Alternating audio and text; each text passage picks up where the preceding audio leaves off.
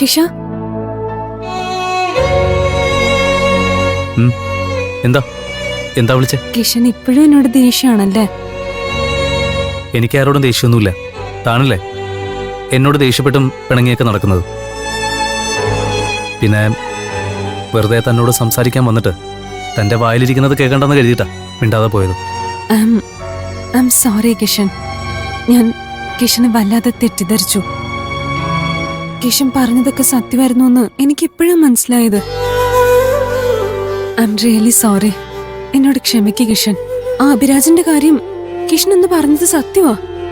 അവനൊരു ഗജ ഫ്രോഡാ. ആ അതിപ്പോഴെങ്കിലും തനിക്ക് മനസ്സിലായല്ലോ. ഞാനത് നേരത്തെ മനസ്സിലാക്കിയതുകൊണ്ടാ തനിക്ക് മുന്നറിയിപ്പ് തന്നത്.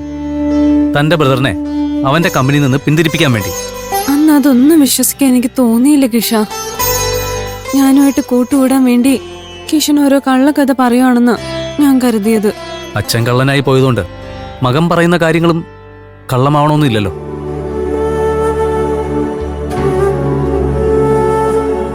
താൻ എന്നെ ഇങ്ങനെ കുറ്റപ്പെടുത്തുന്നത് ഞാൻ ഒരിക്കലും വിചാരിച്ചില്ല.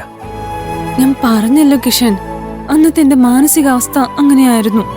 അതിന്റെ പേരില് കിഷൻ എന്നോട് ഇനിയും ദേഷ്യവും പിണക്കമൊന്നും കാണിക്കരുത്. നമുക്ക് പഴയതുപോലെ ഫ്രണ്ട്സ് ആവാം. എന്താ കിഷൻ, അങ്ങനെയല്ലേ? സൗഹൃദം പുതുക്കുന്നതുകൊണ്ട് കുഴപ്പമൊന്നുമില്ല. പക്ഷേ ഞാൻ ആരാണെന്നും എന്റെ കുടുംബ പശ്ചാത്തലം എന്താണെന്നും അറിഞ്ഞ സ്ഥിതിക്ക് I just don't care. Kishan എന്റെ നല്ലൊരു സുഹൃത്താ, എനിക്ക് വിശ്വസിക്കാൻ പറ്റുന്ന ഒരാള്. അതിലപ്പുറം ഒന്നും ഞാൻ ബോധറിയുന്നില്ല. ഇനിയെങ്കിലും എന്നോട് പിണങ്ങില്ലെന്നൊന്ന് പറഞ്ഞൂടെ കിഷ?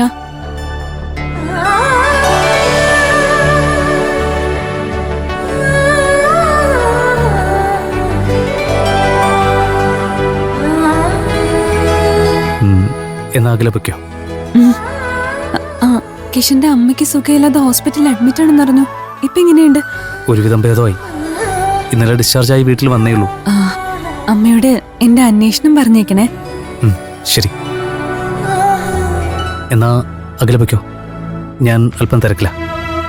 ശരി.